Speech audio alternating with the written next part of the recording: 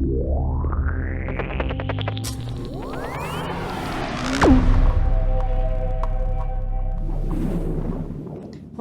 to askLRR, the show where the questions get asked and we stumble through the answers. Today, you'll find Cameron and Kathleen and me, Heather, for those who can't see the pictures, the podcast listeners. The show is brought to you by our Patreon at patreon.com/LoadingReadyRun and also by YouTube memberships. If you want to ask questions for the show, you need to be a YouTube member over at youtube.com/LoadingReadyRun, and you'll find the posts for asking the questions over on the community page, which if you're not sure where that is on YouTube, there's a handy dandy link in this video because I put it there. Yes. How's everybody today? I'm definitely conscious. Oh, I good definitely start. seem to be conscious right now. It is New Year's Day. It's the first day of the new year, and I'm starting it off right.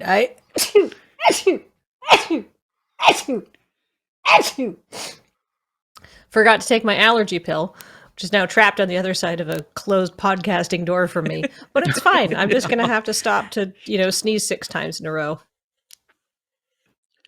Oh, 2022 is going to have more adventure. my head. Yeah, I woke up with a headache too. Oh, Yeah, completely. I have no idea where this came from. I have no idea no why clue. I have this brutal headache. I don't know why I stayed up too late last night and did things. oh. This It's is a like mystery. the first day in like 3 days that I haven't woken up with a headache, so Ooh. I'll take it. It could still come up and get me later, but I think the important thing to do is to make sure that I go into 2022 and I really try to work on my health. And by doing that, I continue my diet of getting all of my liquids through coffee. I think that's Clearly. You don't- Gotta stay hydrated. yeah, exactly. And you don't want to mess with success. Yeah, I'm just going to keep all my goals this year the same as last year's. I don't know what they were, but I'm pretty sure I didn't do them. So I'll just keep them Yeah. the same. Yeah, exactly. Like nothing on the checklist got checked off, so it's still good. Yeah, Yeah, just roll it exactly. over. Yeah. My thought is that I think 2022 is going to be a better year by any means necessary, by force if it is required. The last time I thought that was 2020. Everything went real downhill fast. I'm declaring an official threat to 2022. Ooh, Shape up or I'll shape you. Mm-hmm. I like it. But realistically, it doesn't actually have to be that much better. So, Yeah, I'm okay with a low bar of just things are mostly great. yeah, 2022 has maybe got just okay. yeah. It's the first go of the limbo competition. It's very, Oh, yeah. Wait, no, it's a really low bar. You just have to walk over it. You don't have to limbo to Yeah, 2022. yeah, It's easy mode. we're not bending over. Not this year. No, after a year of inactivity, my seized back. Yes.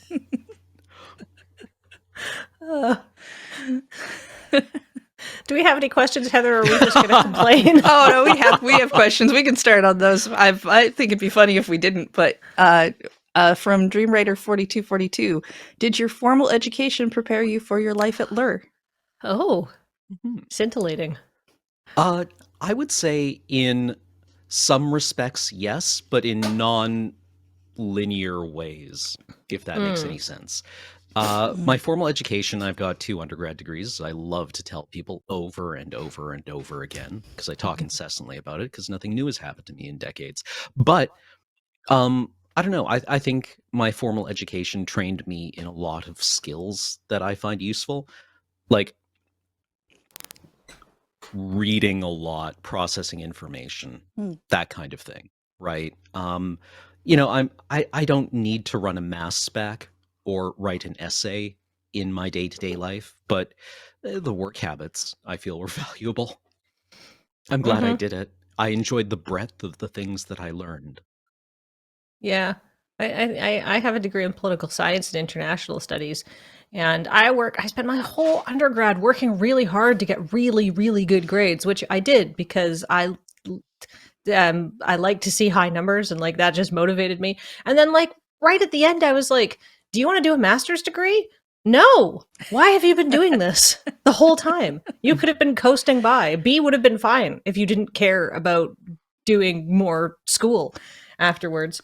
But that didn't stop me. I like, so but like realistically, I think the most valuable classes I took were all the philosophy classes I took for my political science degree. Mm-hmm. They sort of taught me how to think and how to organize information and how to not just take whatever is, because I'm a like I got good grades in school because I have a good memory and I'm good at regurgitating information, not because I'm like the most brilliant thinker. So, to not just take things at like the face value. It's like this person says X, so therefore, the thesis is X, but what's actually going on here under the surface, and to correctly interpret information and to do research and stuff. But I would say the most useful thing I did at university was join my school newspaper, which allowed me to meet Graham at a journalism conference, which set me on this path. So realistically, I definitely wouldn't be here if I didn't go to school. So my university degree was 100% necessary. Mm-hmm. I think I would have liked school more if I had known that I could just audit classes. Because I like the process of going to class. I like the learning stuff. I like the reading of stuff. I don't like the grading of stuff. It's always not the fun part of anything. I live for the thrill of competition. I don't know. I did 16-hour days in costuming school, and I could have done without those. Oh yeah, my competition in terms of political science is I had to sit and read a lot of books. It's not the same as costuming. Mm-hmm. I mean, like in terms of like actual skills for LRR, most of my stuff I learned in high school. Yeah, I learned editing. I took a little bit of drama. I took fun things to do as options because it seemed awful to take not fun things as optional courses. And then I tried to do a business degree at the community college. I flunked out of that for a variety of reasons, and it taught me all kinds of things about how school sucks. Mm.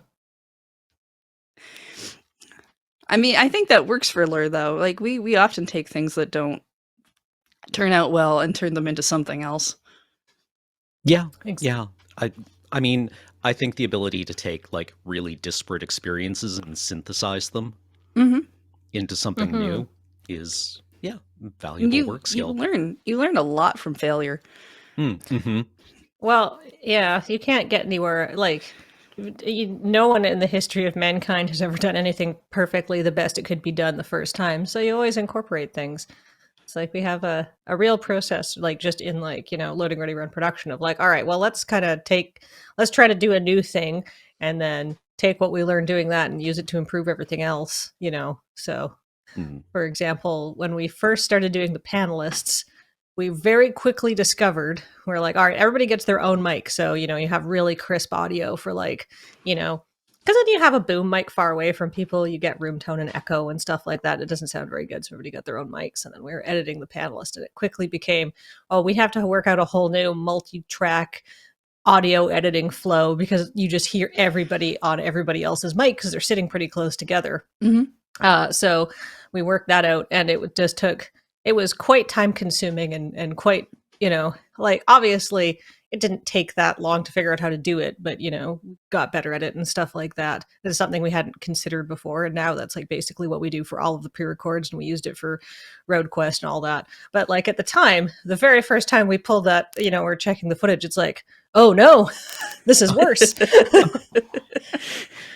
Oh, wait. Okay, I know how to fix this. This is fine. Yeah. The initial moment of we've failed. We've done a bad, and all of this footage is like this. I mean, we generally find a way to use most of the footage of things. I know we get people in the fandom who think that there's like all these secret things that we've cut, but believe me, if we've cut it, it's real bad. No, that's true. Because we'll find a way to keep it. Yeah, like the. Did you learn nothing from the Snyder Cut? We're very holistic here. Basically, the only thing that doesn't go out is definitely like the bones and gristle. I think that's basically indigestible in terms of content. We good to move on? I think so, yeah. All right. Joe Mitchell asks, what's your favorite kind of tree and why? I am really fond of mangroves. Mangroves are like a class of trees. They're not even like, I don't think they're a taxonomic thing at all. They're like, there are these trees that you usually find in tropical environments that sip their roots into salt water and extract fresh water from them. And I just think that's really cool. But generally, like, yeah, big fan of trees. Seasonally selective shutters. We should be planting way more of them. They let in more sun in the winter and less sun in the summer. It's perfect. It's brilliant. Let's see. I don't know if I have necessarily a type of tree I'm particularly attached to. I've formed attachments to individual trees over the years that I've found particularly pleasurable. But I don't know. I think in general, I like deciduous trees, the whole class of them, because growing up in New Zealand, the trees don't lose their leaves. So I was really excited to see fall, and I still think it's a magical time. Because, stirs good primordial memories of back to school, and not being too hot and not being too cold, and like those perfect like crisp autumn days and all of that stuff. So just the colorful splendor of fall. So big up to deciduous trees, my homies of the earth. Yeah, I think like something like a maple tree, maybe. I really like the really large leaves that turn in the fall into like bright reds. Because we had a lot of trees growing up that were nearby. I think they were like birch trees, and they're like tiny leaves, and they turn yellow, and that's not as fun as big red leaves that are exciting. We also had a mountain ash in our yard growing up that I quite liked. It's very like dark purple thing with berries and didn't get too big. The birds eat the berries in the winter, so you get to see birds. So trees like that, trees that have an effect on my environment. Trees are a good barometer of like, how things are doing. At my last house, I just moved. There's a tree that was right outside my window, and I would sort of fuss over it. I was like, "Are you getting enough water?" It's very because I didn't want it to lose its leaves too soon, right? So it was all about like, how can I take care of this tree outside and just like, make sure it was happy. Yeah, there was a set that I'd walk past for the longest time that still had a few leaves on it that felt very like, oh, they're clinging on, and it's not quite. Fall lasts a very long time here compared to places that I've lived, and it's kind of nice to watch it actually cling, as opposed to you wake up one morning and all the leaves are like, nope, gone now. Yeah, Cameron, you grew up in Prince George, and I spent many years in Prince George, like as a teenager. Fall there is like 3 weeks. Yeah. Right? Oh, yeah. It's very nice, but you kind of go from like high hot summer through fall, and then suddenly it's winter for like 6 months. Yeah, and it's miserable. And it's like, no, hold on to your leaves, please keep the leaves till October at least, right? Yeah, exactly. And here it's like November. I will always remember, this is the most stupid mom thing ever, but like, the year Penelope was born, I was like, oh, there's still a few fall leaves out. She's bought, that's nice.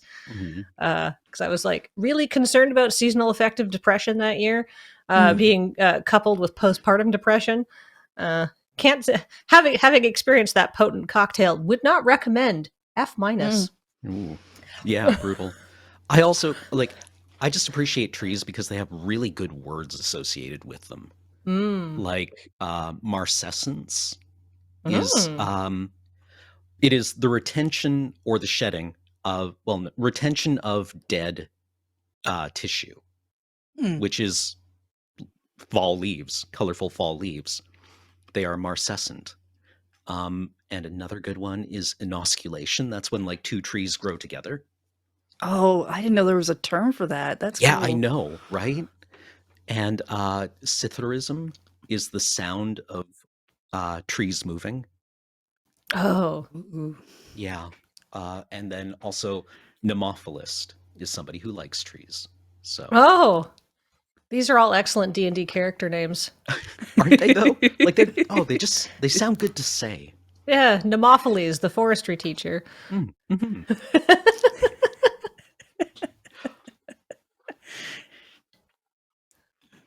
All right, up next from Joe Mitchell. What unanswered question would you love to see answered in your lifetime? This could be science related, history related, or even something from a piece of media. I'll jump on this one first. In my field of study, which is computational chemistry, theoretical chemistry, you can only simulate things that happen on very, very, very short time spans, like nanosecond reaction scale simulations. I would love to see a technique developed that let us look at things that happen over very long periods, which I suppose you could do right now. It would just, use all of the computational resources on Earth running for a very long time. But I feel like I think the last time I checked, somebody had added up, in theory, all of the simulations that have ever been run by chemists on Earth, and it adds up to like a couple of milliseconds, right? But That's some perspective, Cameron. yeah. I would just love to see something that let us simulate things on the geologic or stellar timescales. Well, speaking of what the energy required to simulate that would be, my answer is there's a lot of great philosophical questions that are essentially unanswerable. But I just like to see people crack fusion. I was listening to Quirks and Quarks, and apparently, when they're running experiments, they can get up to 70% of the energy back. So they're moving towards it, and I think that would be very useful for mankind. Think about how many experiments we could run with limitless fusion energy. Then we can create robots with fusion drives and upload our consciousness into them. And then all of the annoying people can leave the planet to go explore the stars as robots. Mm-hmm. And the rest of us flesh friends can stay behind and use that clean fusion energy to hopefully preserve the world. And everyone who gets uploaded into like the early adopters are going to wind up with the like mental equivalent of a zip drive. Oh, yeah, for sure. Right. It's going to be obsolete media. Yeah. Everywhere. Well, Elon Musk can worry about that later, though. Yeah, exactly. I don't know. I think the only thing I can really think of is I'd really like us to know exactly how the human brain works, because there's just a whole bunch of like mental issues that maybe we could solve, at least chemically, that way. Things like Alzheimer's, I would love to eradicate from the planet. I don't think anyone should suffer watching a person going through Alzheimer's or have it, to be frank. And I'd love for all of that to just be a distant memory. Mm-hmm.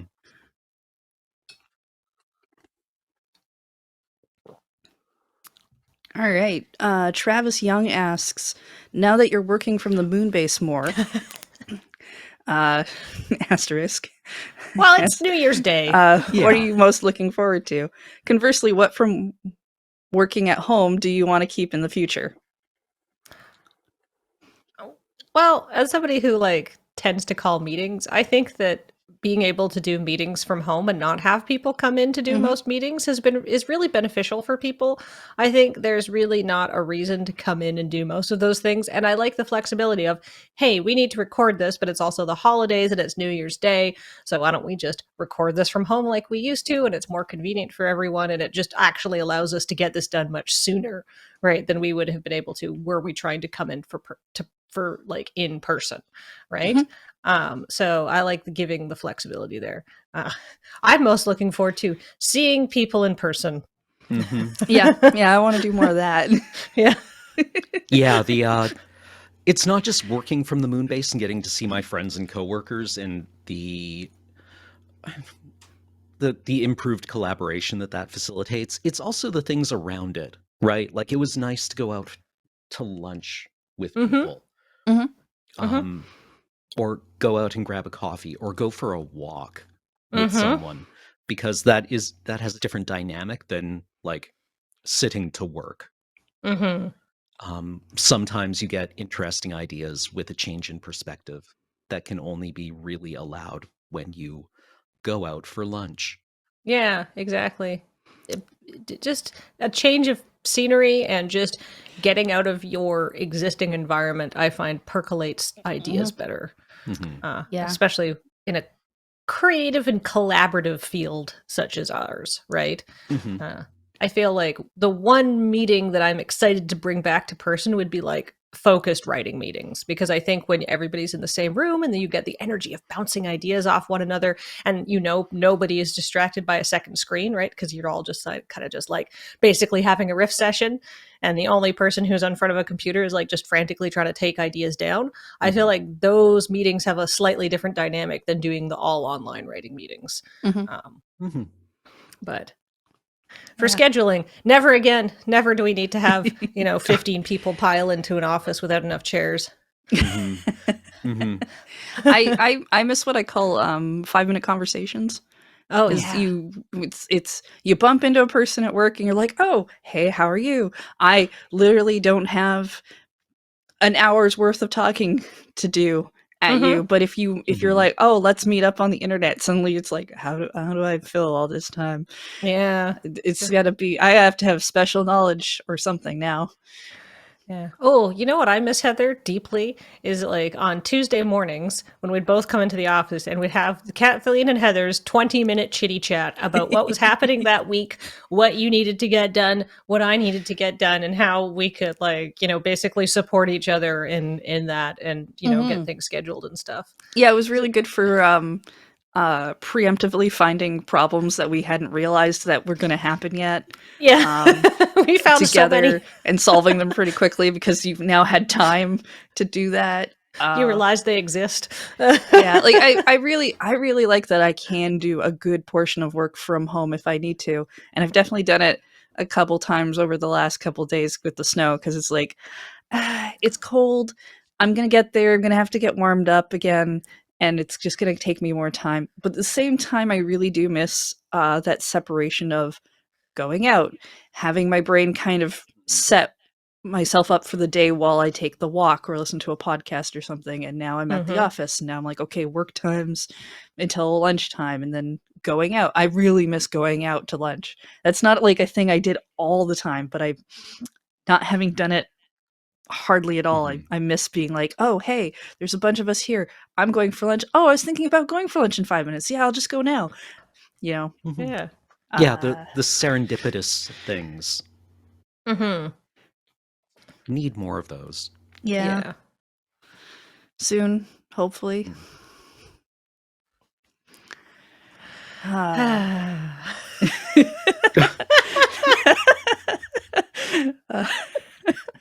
Brutal. The Anti-Muffin asks, if you could have every member of chat do one piece of assigned reading, what would you assign? Gotta be Death of the Author. I was wondering if you were going to bring that up after seeing some of your tweets. Please, I am begging you to actually read Death of the Author. It's an influential, 1980s, 1990s essay by Roland Barthes, which is frequently cited in arguments online by people who have not read it. How long is it? 6 pages. Oh, it's light reading. 6 pages. It is 6 pages. For the love of God, please just read it. Like, I tweet this every once in a while because it crops up in arguments about, in the discourse. And I say, please just go and read it. It's 6 pages. And people are like, I don't know. Is there a YouTube essay that I could read or watch? And I'm like, it's faster to read it yourself. Instead of have somebody explain it to you, because I don't think they've read it either. I've seen a couple of these and they're bad. Well, what I'm hearing, Cameron, is that our short 2022 project is Cameron just explains Death of the Author is just a quick YouTube essay, and we can point them at it. Yeah, I suppose so, right? Like, at this point, it would just save me a bunch of time. But the Death of the Author does not mean that the author doesn't matter and you can do whatever you want. It means that Death of the Author is very simple. It is the author does not have ultimate authority over what a text means.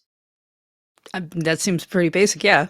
Yeah, so you don't have to spend your time trying to guess what the author meant a text to mean. Oh, I should have All read you this have- in high school. I would have Yeah. loved to have thrown that in my teachers' faces. All you have to do is read the text, do a close reading of it, engage with it in good faith, and if the text supports it, whatever you come up with is a valid reading. That's kind of the core of Death of the Author. It doesn't mean you can buy or give money to people whose politics you don't agree with without having to interrogate that interaction. Right? Yeah, that is definitely where I see that used a lot. Mm-hmm. Uh-huh. Death of the Author says I can enjoy Harry Potter. Well, I mean, you can enjoy Harry Potter all you want. That's not what Death of the Author is for, though. Yeah. I have everyone read. I think I'd have everyone, and I think I'd have everyone read Machiavelli's The Prince. Ooh. Because it's short, it's funny. Like Mhm. it's like I remember reading it in university and legitimately like chuckling throughout it. And everybody's like, oh, the prince is like it's supposed to be like it's basically philosophical like political parody, right? It's not, you're not supposed to do that. Like it's like that's the joke. And you think about all of the awful things that are said in that book, and you're like, yes, that is the argument for being like a good person. Essentially, there's lots of other philosophical texts that will tell you why you should be a good person, aside from the notion of some sort of divine Scooby snack that you get at the end, right? That that may or may not exist. But like, I just feel like you read that, it's kind of funny, but then you think about what it means, and you think a good person should be somewhat offended by the mere notion of some of the ideas presented in. And you're like, oh, that's why, because like there's something inside me that says that I should be a bit more ethical, right? And I think that would be a good thing. And if you don't feel that way, then maybe you should seek therapy. I think that's a good like barometer there for psychopathy, right? You could appreciate the humor, but realize why you shouldn't do those things. So, yeah. Also, I think people like it's like 70 pages. Widely translated, and like I said, like light and breezy and enjoyable to read as far as like Renaissance texts go. Yeah. It's actually been a while since I've read it. I should go back and look at it again. I've got a copy somewhere in my many boxes of packed books. I miss my books. I'm going to suggest you go get yourself a thesaurus and you keep it on your desk, and you actually look up some different words every now and then. I know that's not fun reading, at least maybe not for everybody, but this is literally a thing I did as a child because I think words are fun, and there's so many of them. And for me personally, because I know there's like thesaurus.com, and you can use that, but just rippling through a book and landing on a page and seeing what are other words for words. I think I feel like I don't see a lot of word variety on the internet these days. And it's not like I think you have to have a huge vocabulary, but there's some really interesting words out there. I just want people to learn them. Yeah. I should get myself a present of the OED 2 volume edition, the one with the little like magnifying glass in the drawer at the top. Oxford English Dictionary makes like this. It's not the complete dictionary, but it's a good one, and you can just sit with it and be a giant word nerd.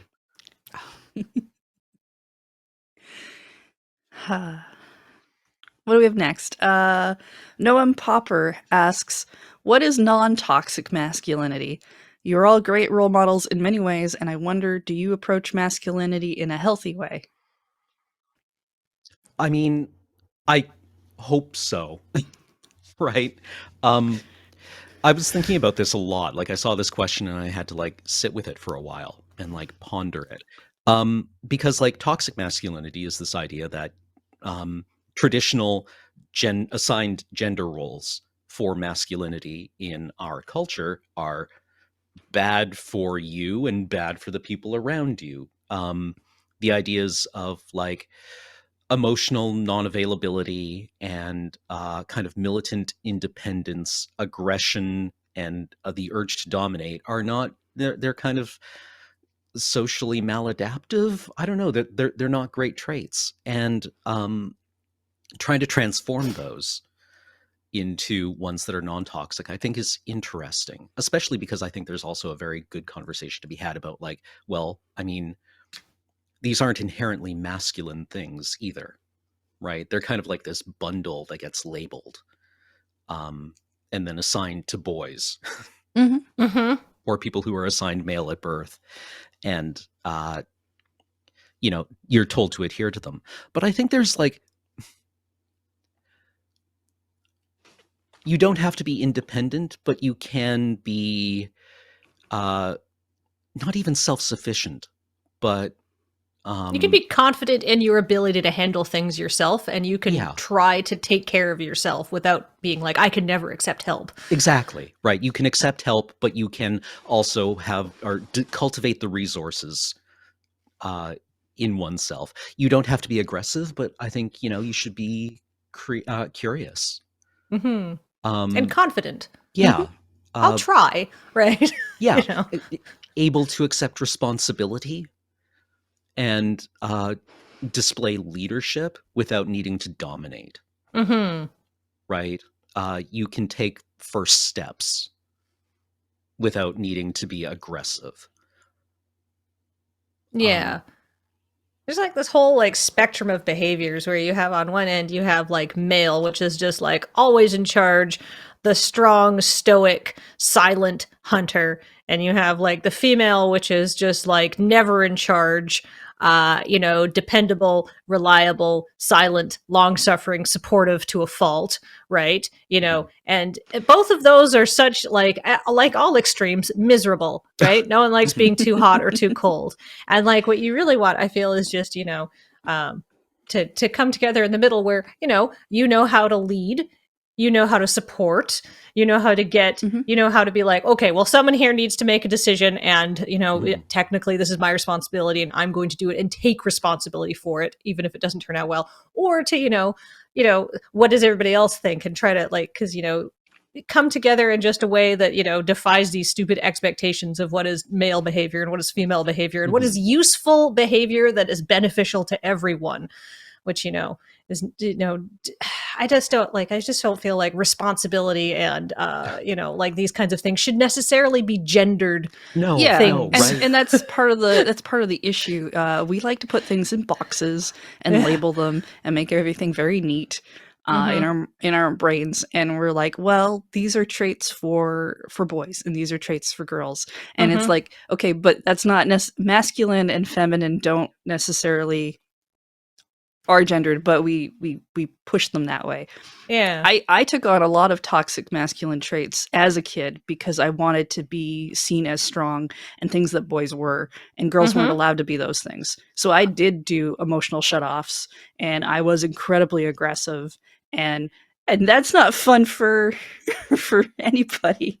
Well, and as a girl who was always like funny, like it was like there's this sort of like intangible idea that the people who are, at least when I was a kid, that the people who are allowed to be funny and to be class clowns and to have quips and to be like, seen as clever and quick-witted were boys. And those were not girls' traits. So if you wanted to be clever, if you wanted to be funny, you also had to be boyish in other ways. You had to dress mannishly. You couldn't be funny and feminine, right? Like there's this, pervasive stink.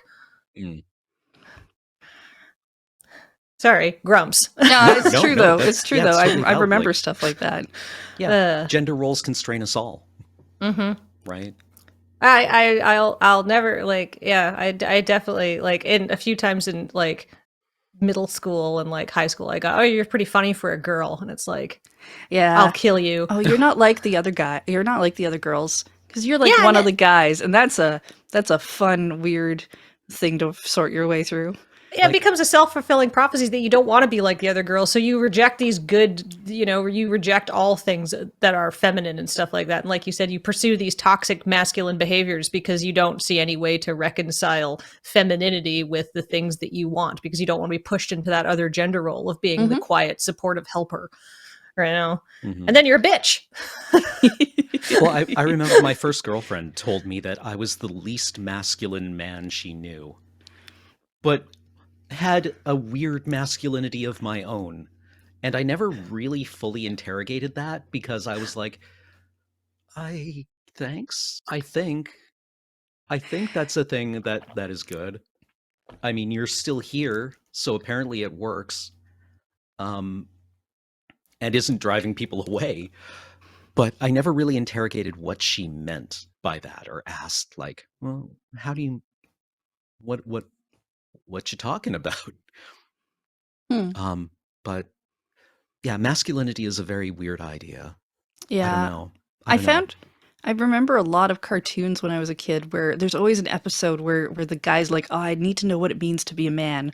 And they go through that, like, they're trying to figure it out, and maybe they teach you a lesson or they don't at the end, or they, whatever, everything's episodic when I was a kid.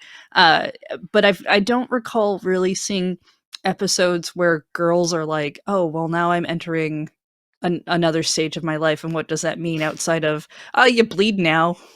You need to have babies. Like, and like, but wouldn't it be interesting to see this exploration from both sides? Like,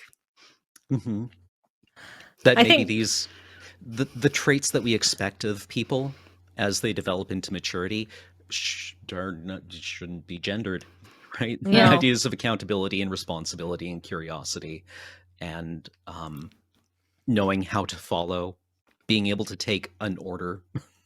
And I mean, I don't know what like school, like grade 5, 6 is like right now for kids and in different groups. And maybe that's not as big of an issue anymore because we talk about it more these days. Or maybe it's more of an issue because we talk about it so much that it's just confusing. I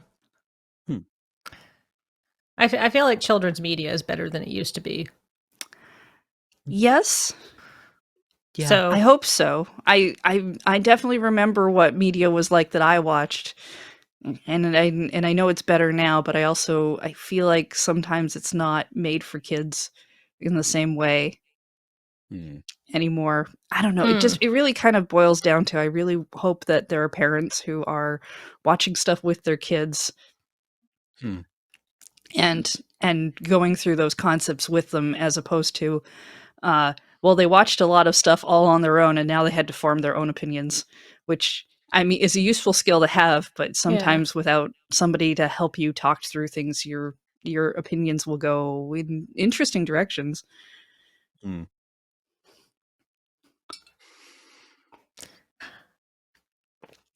Planet Hex is asking, if you were to cosplay as each other, what would be the essentials to complete the outfits?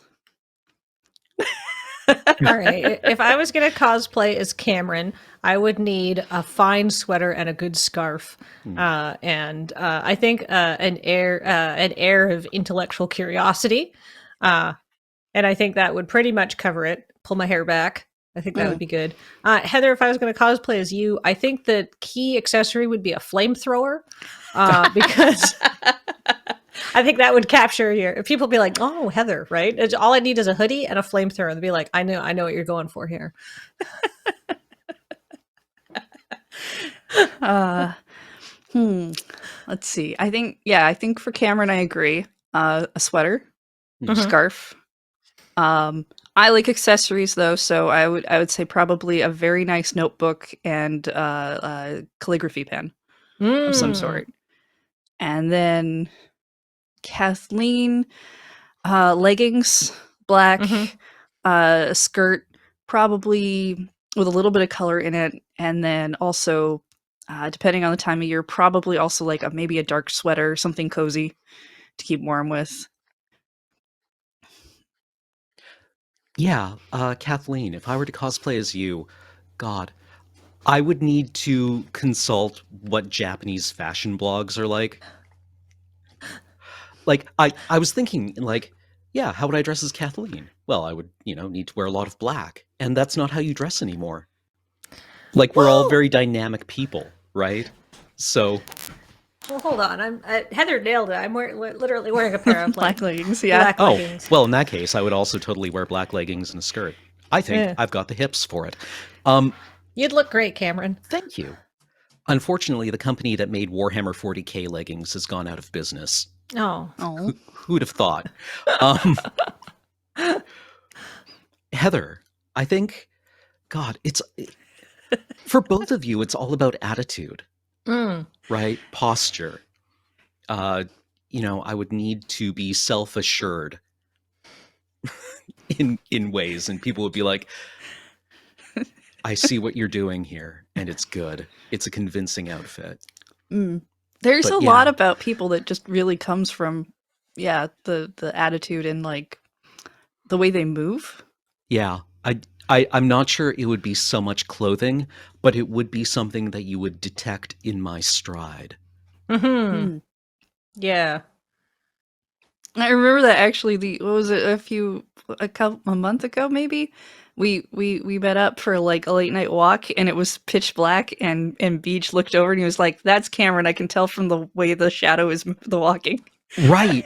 It was the night that we were supposed to get the aurora. There was the big solar flare. Did you guys see the aurora? No. It never came. Aww. It never came. We saw some good stars though. Like it was very nice out.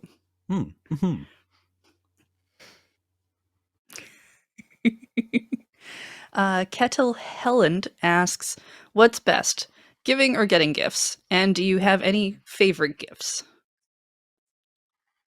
Oh, go ahead. I'm sorry. Oh no, I was gonna say. I think it's a windmill slam on giving, but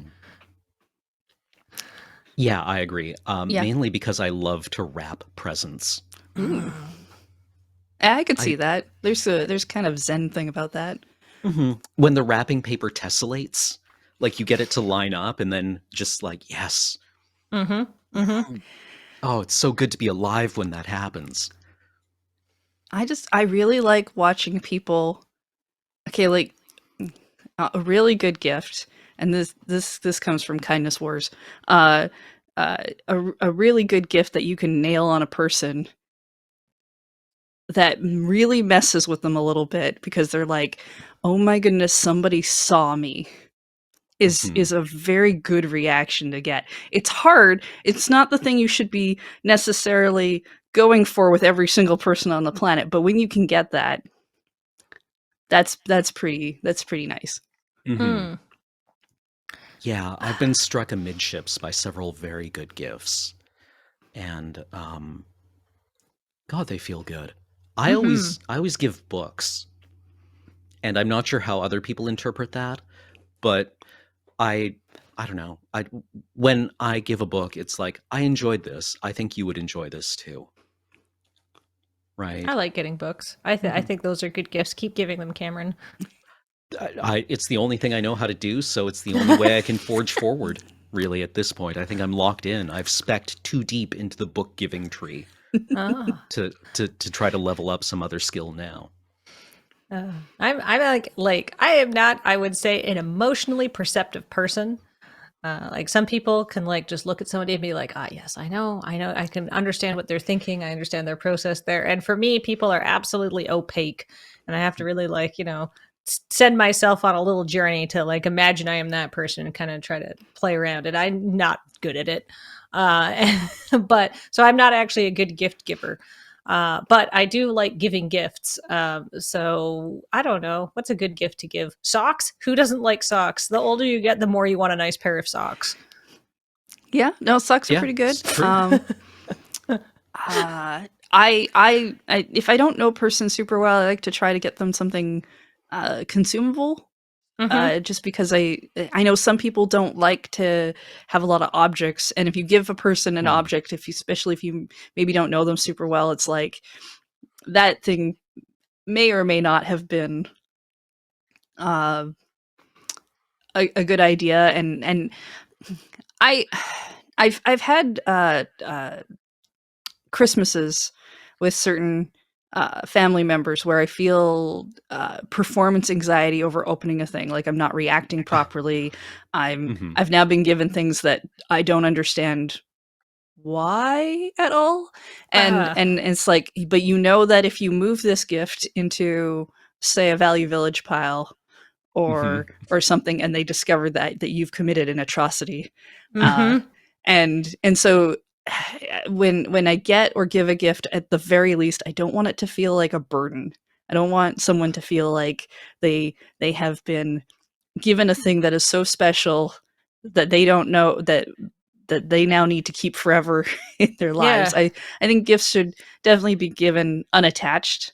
I love the idea that Cameron is comfortable enough of like, I found a good book and I'm giving it to you because I'd like you to read it. I think it's good. I think you'd like it. Because I'm always like, I don't know if they have that book or what they like for books. Oh no. So I go with like teas maybe. I try to avoid alcohol unless I know the person, because you really don't know if that person can't. I mean, teas even a little bit because maybe that person can't do caffeine, but generally at least that's something they can forward on to their office or someone else. But I would disagree that Kathleen doesn't know people. I've gotten gifts from her that I'm just like, oh, she listened. That sometimes means everything. Paying attention to someone and noting what they've said in the little notebook of your mind is different from being able to look at them and having an innate understanding of what their emotional state might be. I would. One is a granular description of the other. Yeah. You just described learning to understand other people. Do you know that's a project I literally had to embark on in my 20s because I realized I was I was really bad at it. Yeah, that's okay. Many people really need to embark on that. It's a skill you develop. Absolutely.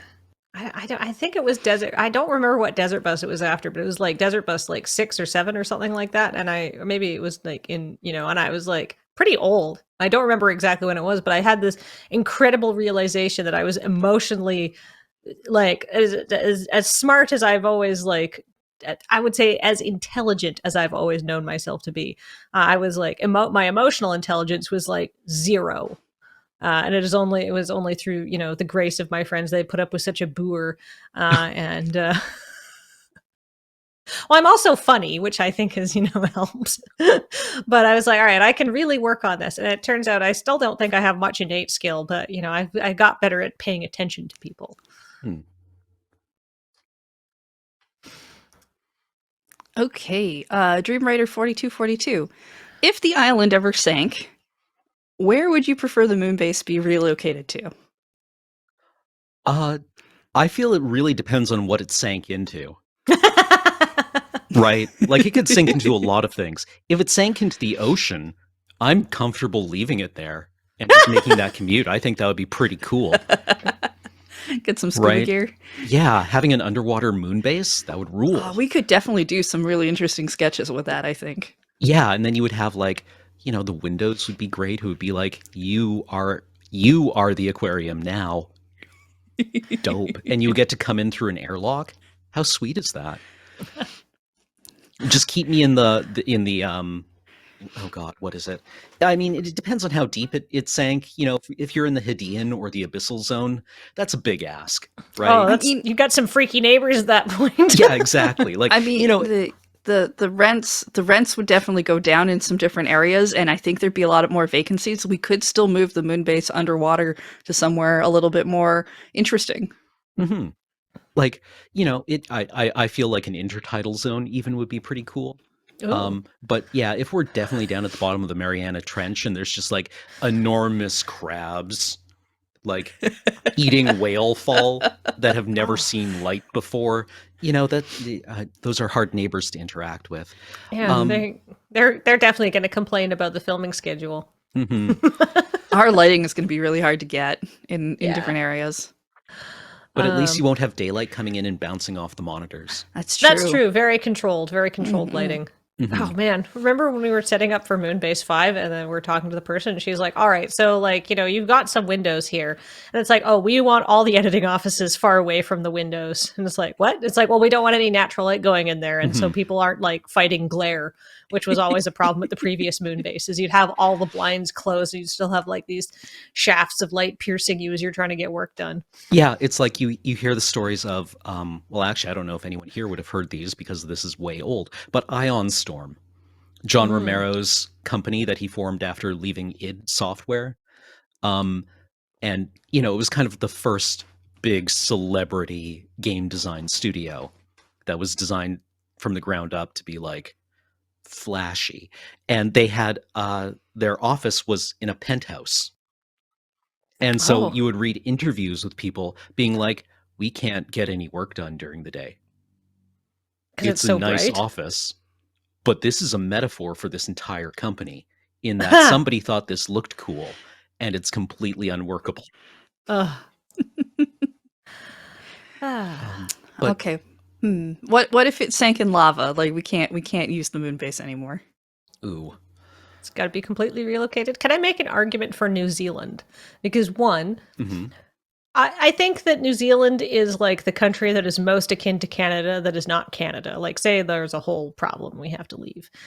Two, I already have citizenship there. Mm-hmm. Three, I think with the offset time, it would actually make it really easy to hit prime time at like easy afternoon work times for us, I think. Oh yeah, They're yeah, like because they're 17 like hours ahead. yeah. I have a friend who lives in New Zealand, and when I text her, I always have to remember it's like 3 hours earlier the next day. Yeah, but like, you know, that means we could get like that perfect prime time 6 o'clock stuff for East Mhm. Coast US, but we could be doing it at a leisurely, you know, noon to 3. Yeah. So, you know, we don't have to work late.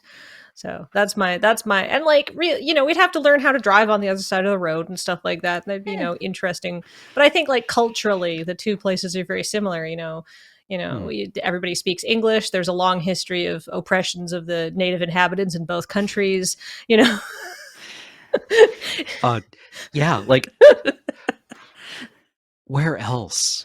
I think being located underground in a or perhaps actually no, you know what? Antarctica. Oh, Yes, Cameron. Antarctica. I want to work in Antarctica. I'm cold just thinking about it. Aren't you though? Or maybe a seed vault. Ooh. a Deep seed vault would be underground. cool. Yeah. A decommissioned missile silo. Something Oh, Cold that'd be sick War as feeling. hell. Yeah. Oh, I was yeah. actually really heartbroken when I found out that buying a decommissioned missile silo and living in it is like not really possible. One, because the American Army, when they do that, they fill it with like broken concrete and stuff because they don't want to sell people a military grade fortification. And also, apparently the American Army never gets rid of anything that is even remotely usable ever again. Oh, they're my father-in-law. Yeah. If this was a salvageable structure, they would not be selling it. And so Makes sense. yeah, you can buy the land, but the silo itself, the part below ground, you know, might just be full of gas or water. Right. I mean, you could pump it out, I guess. You would But, have to yeah. keep pumping it out. Like there on YouTube, there was a family that bought one of these and renovated it and lives in it. And they're like, yeah, we have to run like 40 pumps all the time. Wow.